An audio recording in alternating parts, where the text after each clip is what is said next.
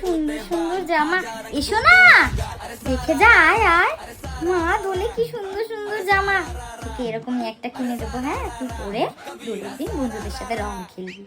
কি সুন্দর। হ্যাঁ মা, এই জামাটা কি সুন্দর। হ্যাঁ মা, এটা করবো, কি মজা। আমি দোলের দিন বন্ধুদের সাথে রং খেলতে যাবো। দোলের আগে আমার মজা করতো। সেই ছেঁড়া জামাগুলো কোথায় রাখলাম? বস্তার মধ্যে যেন রেখেছি।